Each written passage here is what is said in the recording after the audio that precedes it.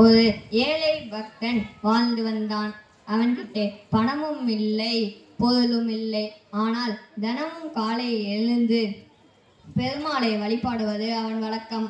ஒரு நாள் அவன்கிட்ட இருந்தது ஒரே ஒரு துளசி இலைதான்.